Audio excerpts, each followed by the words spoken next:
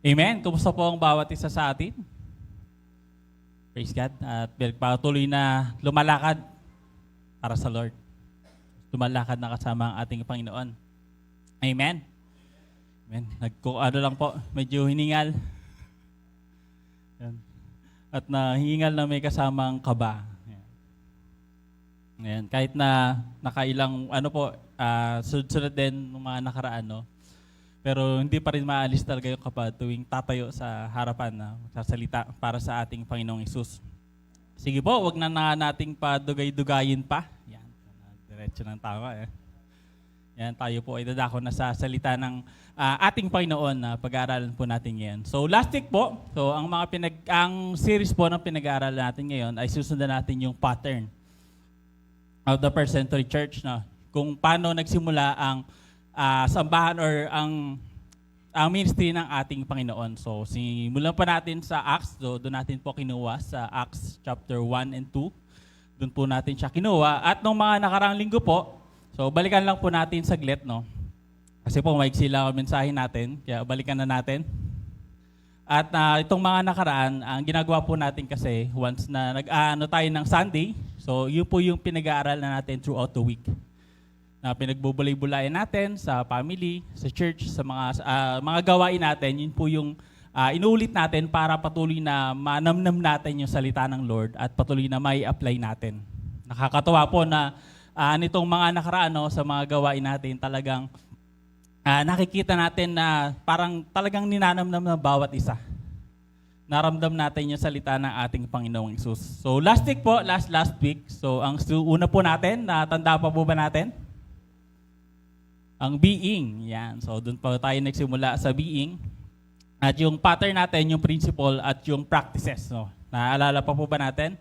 No, sa pattern po, I proved to them in many ways, in many was that He was actually alive. So, yun po yung ni Jesus na pinakita sa atin. No? So, He talked to them about the kingdom of God. So, ang principle po natin ay being with Jesus is our top priority. Nagagawa po ba natin? Amen. Yan, no? Alam natin na ito yung ninanais talaga natin na i-priority natin lagi araw-araw ang ating Panginoong Hesus. So, minsan dumadaan tayo sa pagsubok, pero yun yung ninanais talaga natin at yung gusto nating gawin. No? So, ang practice po natin na ang task na kailangan natin gawin, so prove to them that Jesus is alive in you. Amen po ba? Nakikita po ba sa atin, no? So sabi nga, minsan hindi natin ma-share agad yung salita ng Lord, no? Sa pamagitan ng pag-share sa salita. Kundi madalas, tinitingnan yung gawa natin. Yung action natin. So doon natin mapapakita na buhay ang Panginoong Hesus sa atin, no? Show them the kingdom living. Napapakita po ba natin? Sabi nga po, di ba? Din sa devotion natin kanina, no? So ugaling langit na kaakit-akit, no? So yung po yung ninanais na gawin natin. So, ang pangalawa po ay waiting. Yan. So, sino po ba dito ang naghihintay? Naghihintay ng mapapangasawa. Naghihintay ng girlfriend or boyfriend. Naghihintay ng trabaho. So, marami sa atin na hinihintay, di ba?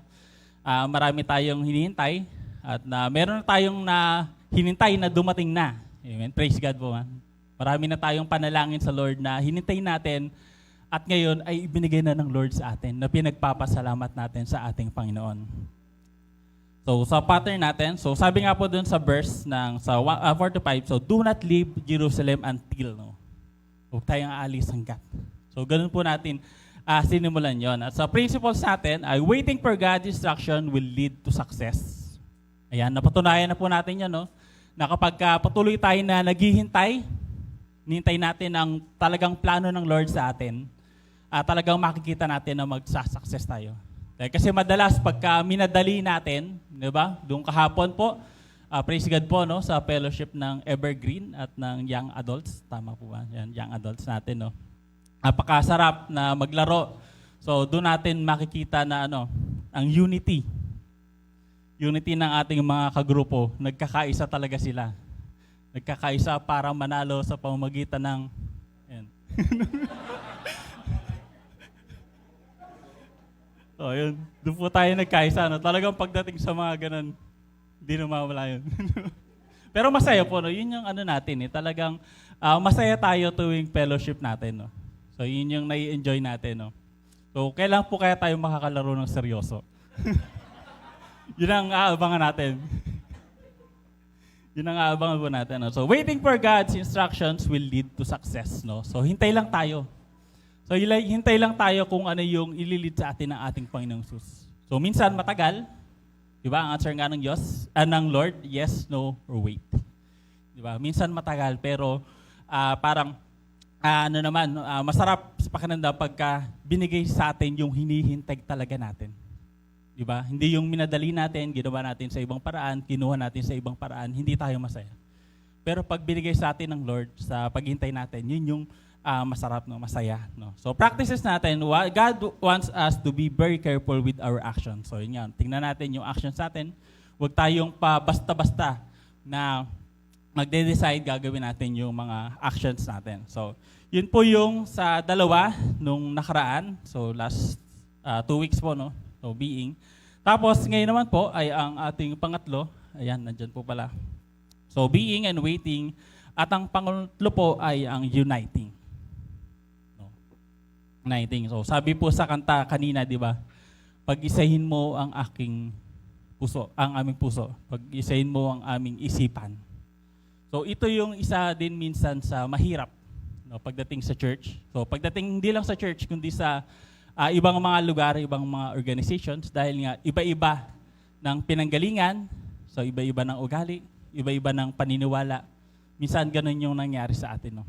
Pero kaya natin ito ginagawa, kaya natin binabalikan yung sa Bible, no, para magkaroon tayo ng isang foundation natin, ng isang principles, no, na babalikan natin. So hindi tayo kukuha sa iba't iba na, uy, ginagawa nila to, gawin din natin. Di ba? O successful sila sa ganitong ministry, gagawin din natin. Kundi babalikan natin kung ano yung ginawa ng ating Panginoong Jesus. So yun yung babalikan natin. Sige po, kung meron po kayong mga dalang Bible, makibukas po kayo sa akin. So, basahin po natin saglit sa Book of Acts. Ayan. So, may dala po ba tayong mga Bible? So, isa po yan sa mga pinag-uusapan natin nung nakaraan sa ating sa relationships. Saan nga ba siya banda? Na dapat ay meron tayong dalang Bible at notes, no, kung maaari, para mapagbubulay-bulayan natin. Kasi kung pagtitiwalaan lang natin yung isip natin, minsan malilimutan natin or madalas na lilimutan natin. So sige po sa Acts chapter 1, so sa verses sige po, simulan na natin sa 12 yan. Sayin po natin sa 12. Start po tayo ng 12. Yan, sige po. Sabi po dito sa Acts chapter 1, so verses 12 and following. Nagbalik sa Jerusalem ang mga apostol buhat sa bundok ng mga Olibo, na halos 1 kilometro ang layo sa lungsod. Pagdating sa bahay sa kanilang tinutuluyan, umakyat sila sa silid sa itaas. Sila ay sina Pedro, Juan, Santiago, Andres, Felipe, Tomas, Bartolome, Mateo, Santiago na anak ni Alfeo, si Simon na makabayan at si Judas na anak ni Santiago. Lagi silang nagsasama-sama upang manalangin kasama ang mga babae at si Maria na ina ni Jesus, gayon din ang mga kapatid ni Jesus.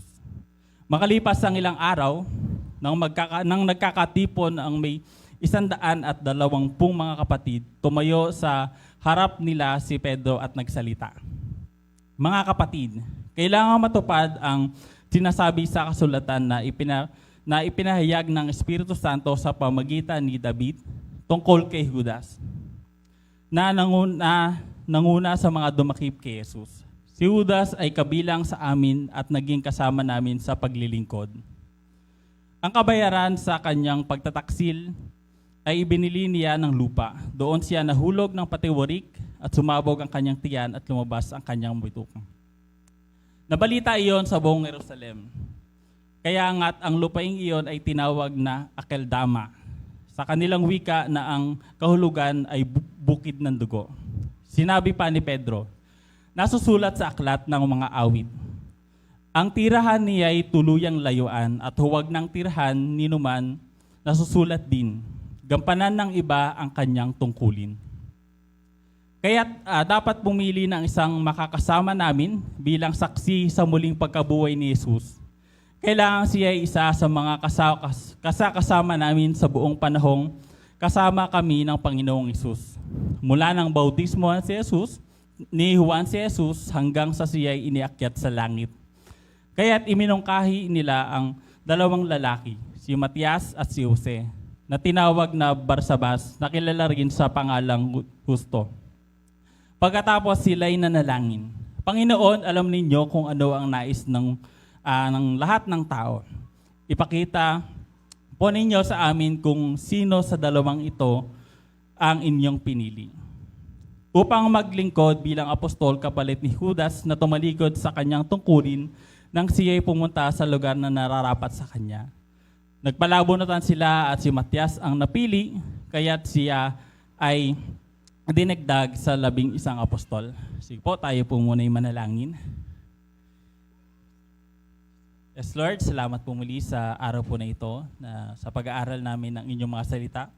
Patuloy na samahan niyo po kami. Ang Holy Spirit po ang siyang manguna sa amin, sa buksan ng aming puso, ang aming isipan upang sa pagtanggap namin ng inyong mga salita na ito ay sa puso namin ito at maisapamuhay po namin. At patuloy na gabayin niyo po kami, Lord. Itago niyo din po ako sa inyong banal na likuran at kayo lamang po makita ang mga salita niyo lamang po ang mahayag sa amin sa umaga pong ito. Maraming salamat po muli, Lord God. Ito po ang aming dalangin sa tanging pangalan ng Panginoong Jesucristo. Amen. Amen. So, ang titingnan po natin dito ay sa verse 21. So, dun po, ang storya po na yon ay nagkatipon sila at naghahanap sila ng kapalit ni Judas. So, dun po yung natin. So, sa part na yun, alam natin na patay na si Judas at naghanap sila ng kapalit. So, they need to find a replacement for him. Yun yung tinitingnan natin. So, ang titingnan po natin ulit ay meron po ulit tayong tatlo. So, yung pattern na titingnan natin, yung principles, at yung practice. So, sa pattern po, titingnan natin, ang una, sa pattern, yan. So, sa verse 21, so now we must choose a replacement for Judas from among the men who were with us the entire time we were traveling with the Lord Jesus. So, yun po yung titingnan natin. So, nagkaisa sila na kailangan nilang punan yung nawawala or yung kulang sa kanila. So, merong kulang na kailangan nilang palitan. So, dahil nga, wala na si Judas, no? So, sino? Tanong natin, di ba? Sino ang papalit? Sa atin minsan, pagka may nawala, di ba, sa mga, kahit nasa labas tayo, sa leaders, merong papalit din. Lalo sa company. Di ba, madalas, pagka tayo yung nawala sa company, madalas, may kapalit agad tayo. Ganun yung nangyari sa atin. So, dito, ganun din yung nais nila, na nagkaisa sila upang humanap ng kapalit. So, sa verse 26 po, then they cast lots, and Matthias was selected to become an apostle with other 11. No? So, yun, nalagpasan ko pala. So, who? Sino? At ano yung mga qualifications? Diba sa atin, madalas, pag sa tao, pag may mga qualifications, kailangan college graduate. Kailangan with pleasing personality. Kailangan matangkad. Kailangan matalino, kailangan magaling. So yun yung hinahanap, di ba, ng ibang tao na qualifications, lalo na dito sa atin, sa Pilipinas. Mag-a-apply ka lang ng simpleng trabaho, mga cashier, kailangan college graduate. Yun yung hinahanap sa atin. Yun yung hinahanap nila, no? So, pero sabi po sa verse, sabi po dito, they were to look for one who have been with them the entire time they were traveling with Jesus. So, ang kailangan lang nila ay yung kasama nila. Nang simula ng bautismo ni Juan si Jesus hanggang sa umakyat siya sa langit. Yun lang yung qualifications. Sabihin, madami tayo nakita, di ba, ng mga disciples or 12 sa kanila yung may pangalan. Pero madami pa siguro na kasama nila na naglilingkod sa Lord. Na sumama sa ating Panginoong Jesus. No, sa loob ng 3 years na yon na ministry ng Lord. So, ang nakita lang natin na madalas na pangalan ay yung 12 or yung iba pa na napangalanan. Pero madami pa pala. So madami pang kasama ang ating Panginoong Hesus. No? Hindi sila pumili ng mga magagaling. No? Madami sa atin na ganun yung pipiliin eh. Porket magaling, may alam. Diba? Pagdating sa church, minsan merong iba na pastor, bago ako gusto kong tumugtog, magaling ako mag-keyboard. Diba? Ganun yung iba. Or kahit nasa ibang lugar tayo, ganun yung nangyayari. Dahil magaling, pinapriority. So kinukuha, pinapasalang agad. So dito, ang requirements lang nila, ang qualifications na kailangan, ay kasama nila na naglilingkod sa Lord. Nakakasama nila na sa loob ng 3 taon, nakasakasama nila. No? At sa verse 12 po, sa verse 26, then they cast lots. No? So kung titingnan natin yung cast lots po, no? So the practice of casting lots is mentioned 70 times, no? In the Old Testament. So maraming beses siyang nabanggit, pati sa New Testament meron din. No. Pero sa kabila no, hindi alam kung ano talaga 'yon. So merong mga nagsasabi na they could have been sticks of various lengths. Pwedeng palabunutan. Diba? Ganun minsan. So merong mahabang stick, merong maliit. Kung sino makabunot ng mahaba, siya ang mananalo. So pwede ring stones, pwede ring coins, or pwede ring dice. So yun po yung sinabi dito. Pero but their exact nature is unknown. So hindi pa alam. Hindi alam kung ano. So the closest modern practice to casting lots is like flipping a coin. So coin flip. No, yun yung ginawa nila, no. Pero bago yun, nanalangin sila. Nanalangin sila na ang Lord ang pipili. At yun, si Matias ang napili, no. So marami sa atin na ginagawa yun. Pero sa panahon natin ngayon, nandiyan na ang Bible na pagbabasihan natin. Nandiyan na ang will ng Holy Spirit na yung kagustuhan ng Lord para sa atin na gawin natin. So the Word, the Spirit, and prayer are sufficient for discerning God's will today. No, minsan gaano tayo ng sign. Lord, itutuloy ko ba to? Coin flip na lang. Pagka heads, sige Lord, tuloy na. So minsan, kakamadali natin, ganun na lang, di ba? Gagawin natin. So pero nandyan na ang Word of God. Nandyan na ang prayer. Nandyan na ang Holy Spirit para tulungan tayo. Gabayan tayo kung ano yung gagawin natin, di ba? Doon sa waiting natin, kung hindi na tayo makapaghintay, di ba? Go na agad tayo. Gagawin na natin agad. Pero kung naghihintay tayo sa Lord, maghihintay tayo ng sagot ng ating Panginoon. Makikita natin sa salita ng Lord, sa panalangin, at sa ng Holy Spirit, sa will ng Holy Spirit para sa atin, no? Para sa atin. So yun yung ng Lord para sa atin, no? So and the lot resulted to Matthias. So being chosen as the 12th disciple to replace Judas. No, yun. Napalitan si Judas ni Matthias. Siya ang napili, siya ang nagwagi doon. Sa Proverbs 16:3, so makita natin, the lot is cast into the lap, but its every decision is from the Lord. No, ang desisyon natin, nanggagaling pa rin sa ating Panginoong Hesus. No, yung desisyon na gagawin natin, no, nanggagaling pa rin sa ating Panginoong Hesus. So si Matthias nga po ay hindi siya nabanggit, no? Hindi natin siya nabasa sa mga previous na books. Hindi natin siya nakita. Pero sinabi nila na isa sila o silang dalawa yung isa sa napili. So marami silang pinagpilian pero sila yung napili na pumalit kay Judas. No? Hindi natin nakita kung ano yung mga ginawa niya. Hindi natin nakita. Pero alam natin na kasama sila na naglilingkod sa ating Panginoong Hesus. So pamilyar sila sa mga ginagawa nila. Kaya sila yung napili para pumalit kay Judas. Sila yung napili. So sa principles, so yun po yung tinitingnan natin na pattern, no, sa pagpili ng leader or sa pagpili ng mga maglilingkod sa Lord at sa pagkakaisa nila na pumili. Sa principles po, a united team who walks with Jesus will succeed. Naniniwala po ba tayo doon? Amen po ba? Parang hindi po Parang sa ano lang tayo, sa laro lang po yata tayo nag-amen. Amen, no? Pero a united team who walks with Jesus will succeed, no? Amen. Talagang kapag ka nagkaisa ang church sa isang layunin, sa isang goal natin, talagang makukuha natin yun. Kagaya nung sa Torre ng Babel, di ba? Nagkaisa sila. At ang sabi ng Lord, kaya nilang gawin, walang imposible sa kanila dahil nagkakaisa sila. So, ganun din sa church, sa gawain natin. Kung magkakaisa tayo sa isang goal natin, na paglilingkod sa Lord, talagang magtatagumpay tayo. At alam ko, nasisimulan na ulit natin yan, no? Na magkakaroon na ulit tayo ng ministry sa kabataan. So praise God po, no? Napakaganda ng mga testimony ng ating mga kabataan. So palakpakan nga po natin ang ating mga kabataan dyan. Palakpakan natin. So praise God na talagang lumalakad sila sa ating Panginoong Hesus. At ang mga gawain natin na nandyan din, no? Na nagkakaisa sa isang layunin.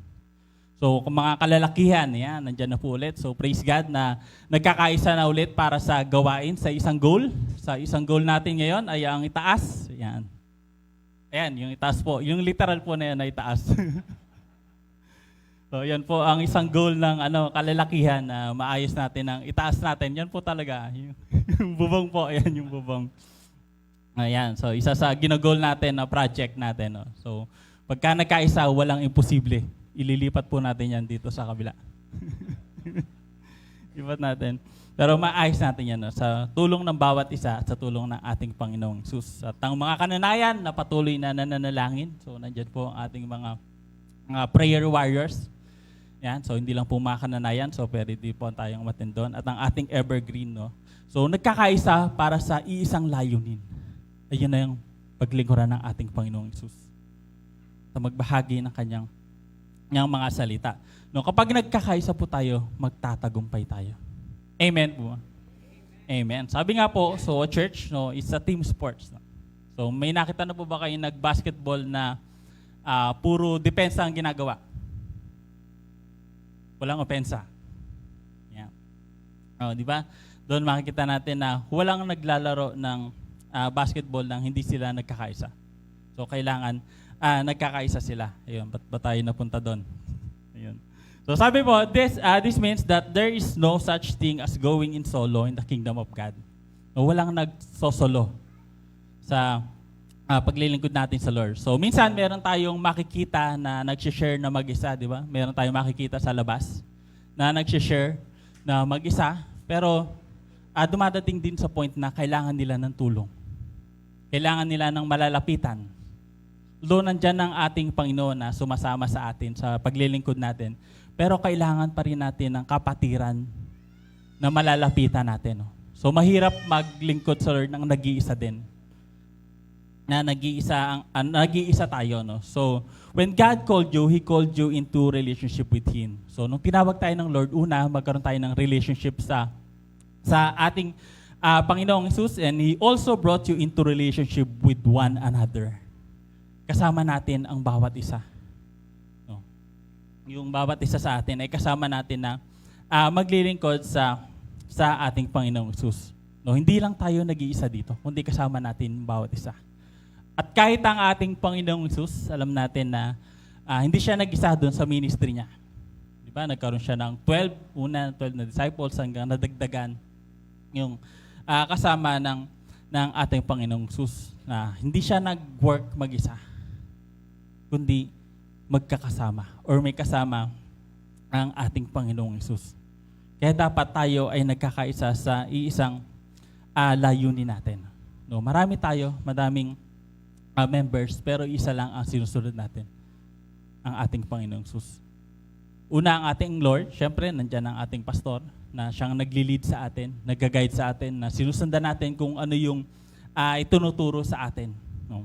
Kung walang magli-lead sa atin, baka maligaw na tayo. No? Hindi na natin alam kung tama pa ba. Nasa right track pa ba tayo? Nasa tamang daan pa ba yung nilalakaran natin? No? No? Kaya kailangan natin ng magli-lead sa atin. Unang-una ang ating Panginoong Hesus na sinusundan natin. No? So yun yung kailangan natin gawin. So sa Ecclesiastes po, sabi nga po, 2 are better than 1. Amen.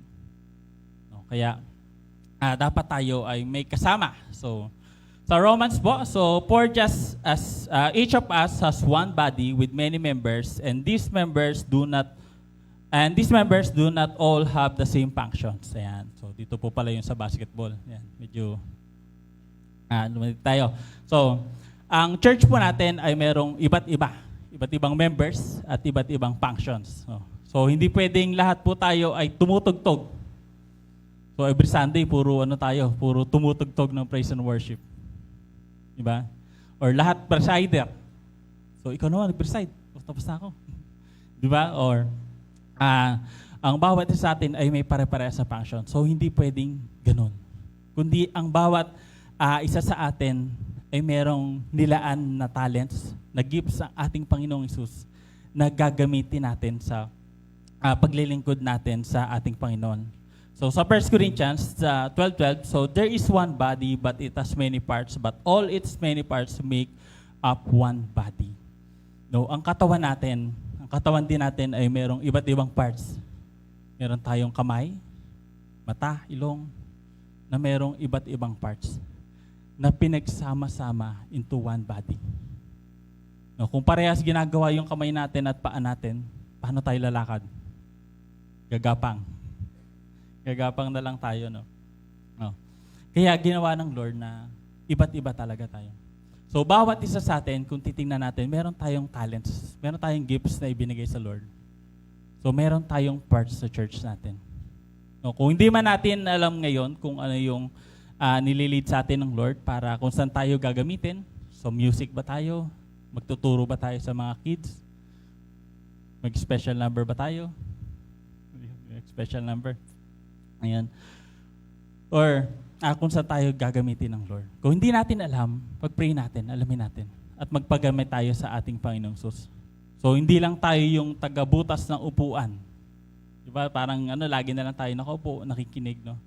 Attend tapos lalabas ang church. Kundi magpagamit tayo sa ating Panginoong Hesus. So bawat isa sa atin merong iba't ibang skills. Amen po ba doon? Amen. So lahat tayo merong talents na bigay sa atin ng Panginoon. Ang kailangan lang natin, gamitin natin. Gamitin natin. Kung meron tayong nakikita na parang kulang pa sa church, walang naggaganito. Parang walang nagtatamborin. Magaling ako magtamborin. Yun, merong isa po na magaling na makikita natin na magtatamborin next week. Yan. Ayan, no? So kung inaano tayo ng Lord na gawin natin yung sarili natin, yung talents natin para sa paglilingkod natin sa ating Panginoon, gamitin natin. So wag natin itago yun, no? Wag nating itago yung mga talents na ibinigay sa atin ng ating Panginoong Hesus. No? Kapag nagsimula na tayo na gamitin natin, na magpagamit tayo sa Lord, sigurado na mas magtatagumpay tayo. Dahil kumikilos na ang bawat isa sa katawan ng atin. So katawan ang gawain ng ating Panginoong Jesucristo. So, every member is important. Ayan. So, bawat isa sa atin, huwag nating titingnan na porke maliit yung ginagawa natin, ang konti, parang ang liit ng ambag ko sa gawain natin. Bawat isa sa atin ay importante. Kahit na gaano pa kaliit yung ginagawa natin para sa Lord, kahit na gaano pa yan kasimple, ginagawa natin yan para sa ating Panginoong Hesus. So every single member of the team is important. It's important. Kahit na minsan hindi natin nakikita, pero nakikita natin yung gawa niya. Diba? Hindi po ba kayo nagtataka every Sunday meron na kayong upuan na mauupuan? Diba? Malinis na. Pagpasok natin sa church, malinis. Nakaayos yung upuan. Diba? Uupo na lang tayo, wala na tayong kailangan gawin. So, hindi natin nakikita, pero meron pong gumagawa niya. No? Diba? Isa sa napaka-importanteng gawain. No? Minsan, Saturday pa lang, nalinis na yan. So, kinabukasan, uupo na lang tayo at sasamba sa Lord. Diba? Yun yung mga example nung Matias natin. No? So, nandiyan po ang ating Tatay Tony na masipag na naglilingkod sa Lord. No? So, kahit na dati malapit lang po sila hanggang sa lumayo, no? Pero patuloy na nagpapagamit sa Lord. Amen? So, balakpakan pa nga po natin. Amen. So, yun po yung mga example natin. No? So, meron pa tayong mga hindi natin nakikita na kumikilos sa ating gawain. Na example ng Matias natin na hindi natin nakita yung mga ginawa niya, pero nakita natin siya, nakasama natin siya na naglilingkod. Na patuloy na naglilingkod sa ating Panginoong Hesus. No? Kaya kung may makita tayo na kapatid natin na hindi natin nakikita pero kumikilo siya, pasalamatan natin. No? Appreciate natin. No? I-appreciate natin siya. No, every single member of the team is important. No? So bawat isa sa atin na nandito ngayon ay importante sa gawain natin sa ating Panginoong Hesus. No? Napaka-importante nun. No? Bawat isa sa atin na naglilingkod sa Lord. No? Kaya kung tayo gusto natin na minsan may mga tao na sa background lang, hindi gusto ayaw nang nakikita, di ba? Yun yung mga matyas natin na kumikilos sa likuran, no? Na hindi nakikita. No? So, balik po tayo dun sa pagpili nila. No? So, nga po, nakita natin na maraming tao, no? So, at nakita nila na merong empty seats. No?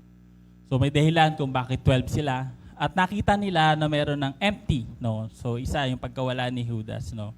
So sabi po ni Peter says, now we've got a vacant seat or vacant hole and we have to fill this vacant hole or seat. No?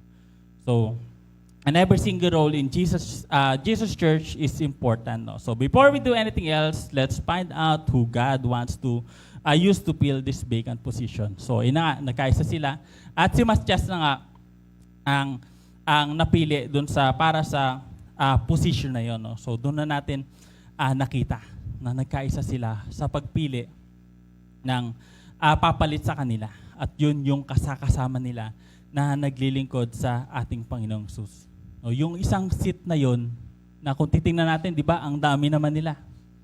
Ang dami na nila doon na naglilingkod sa Lord. Pero nakita nila yung isang importanteng seat na bakante na kailangan nilang punan. So baka meron po kayong nakikita na kailangan punan dito sa church. No, merong binibigay sa inyo si Lord na kailangan gawin. No, simulan na po natin. Simulan na natin. So gamitin natin 'yon, magpagamit tayo sa ating Panginoong Hesus. Kung tayo yung nililid ng Lord para sa important seat na 'yon, gawin natin. Gawin natin para sa ating Panginoong Hesus. So we must stay united. Yun yung kailangan natin. So isa din po yan sa prayer ni Pastor John po ba yan? Tama po ba? Nakaraan. No? Na kailangan natin ng unity. Yun yung isa sa kailangan natin. At alam ko na nakikita na natin ngayon sa ating church. No? Yung bawat isa sa atin ay nagkakaisa na unang-una sa pagsamba pa lang natin sa Lord. Sa fellowship pa lang natin ng Sunday. So isa yun sa nakikita natin. At yung pag-attend natin pa ng ibang mga fellowship natin para sa ating Panginoong Hesus. So we must stay united. No? So we can accomplish a lot if we will all work together toward a common goal. Yan. Ano nga ba yung goal natin? Siyempre, to serve the Lord at yung Great Commission natin. So hindi lang tayo dito na sasamba lang sa Lord, kundi kailangan din nating maghayag ng salita ng ating Panginoong Hesus. Unang-una sa community natin at kung saan tayo dinadala ng ating Panginoong Hesus. No, yun po yung kailangan natin gawin. So sa principles po natin, so a united team who walks with Jesus will succeed. So lagi natin yung tatandaan. So hindi lang po sa church yun na makikita natin yun, kundi sa bahay. Pagka nagkakaisa tayo sa bahay, mas magtatagumpay tayo. Diba? Sa bahay pa lang, doon na natin makikita yung pagkakaisa natin. So, nung nakaraan po, dyan kami nasubukan yung pagkakaisa namin ng asawa ko, ng misis ko. Sa pagpili namin ng tiles. So, hindi kami magkasundo kung ano yung ilalagay namin. So, medyo natagalan po kami, inabot kami ng weeks yata, bago kami nakapili, bago kami nagkaisa doon sa ilalagay namin. So, yun po. No? Doon parang masusubukan na yung unity natin, no? Yung pagkakaisa natin. No? So, nung nagkasundo naman kami, nakita namin na parehas kaming nagandahan. Yan. Amen. So, parehas kaming nagandahan sa kinalabasan. No? So, iba talaga ang nagagawa pagka nagkakaisa tayo. Iba talaga. Mas magtatagumpay tayo, mas makukuha natin yung gusto natin, mas makagagawa natin kung ano yung plano ng Lord para sa ating buhay. Amen? Amen. So, yun po yung pattern natin na sinusundan natin na pagpili nila ng kapapalit kay Judas at yun ay si Matias. No? Nagkaisa sila sa pagpili na yun. At yung principles natin na pagka nagkaroon tayo ng pagkakaisa, ay mas magsasaksi tayo. Mas magtatagumpay tayo. At siguradong magtatagumpay tayo dahil sa ating Panginoong Hesus. Kaya manatili tayo na nagkakaisa tayo. No? Panatilihin natin dito sa church yung pagkakaisa natin. Ayan. Sa next po ay sa practice. Yan. Sa practice po tayo. Tungo po tayo sa practice. So in choosing leaders, position only those who are faithful followers of Jesus. So ito na. No? Ito na pagdating sa mga pagpili ng mga leaders. So unang-una po, di ba, yung pinili nila, hindi sila pumili ng magaling. Hindi sila pumili ng magaling mag-memory verse. Magaling sa lahat ng bagay. Kundi ang pinili nila yung kasama nila na naglilingkod sa Lord. So alam ko po ganun din sa atin, no? So hindi tayo basta-basta nagpapatayo dito sa harapan, kundi pinapatayo natin yung tuloy-tuloy na naglilingkod sa ating Panginoong Hesus. So doon natin makikita na faithful yung taong yun. At handang maglingkod sa ating Panginoong Hesus. So, faithful kay Lord at sa gawain, yun yung hinahanap natin at hindi yung parang pumapapel lang. So, minsan ganun yung nangyayari sa iba, di ba? Dahil sa kagustuhan nila na tumayo, so gagawa sila ng paraan para tumayo hanggang sa pagka hindi napayagan, aalis na. So, merong mga ganun na gusto lang parang magpasikat or performance ang gusto. Pero dito sa atin, wala nun. Amen po ba? Amen. So dahil ang gusto lang natin, ang mapasaya natin, ay ang ating Panginoong Hesus. So yun ang gusto natin. No? So kailangan natin ng mga faithful followers. No? Mga faithful na sumusunod sa ating Panginoong Hesus. Yun yung kailangan natin. Kaya kailangan nating gawin na magpatuloy tayo sa ating Panginoong Hesus. So walang mga pagsubok, walang mga problema na makapagpapatigil sa atin sa paglilingkod natin sa Lord. So ano po namin kahapon sa sharing time, no? So marami ding mga pagsubok ang bawat isa sa atin na doon lang natin nakikita, no, sa fellowship natin kasi po dito hindi naman natin makikita o hindi naman sasabihin kung ano yung mga pinagdadaanan natin ng bawat isa kasi isa po yun sa magpapatibay sa relationship natin, di ba? Kapag-share tayo ng mga pinagdadaanan natin sa ibang kapatiran natin. Magpapatibay yun ng relationship natin sa bawat isa. At doon makikita natin na talagang ang bawat isa sa atin ay lumalakad sa Lord.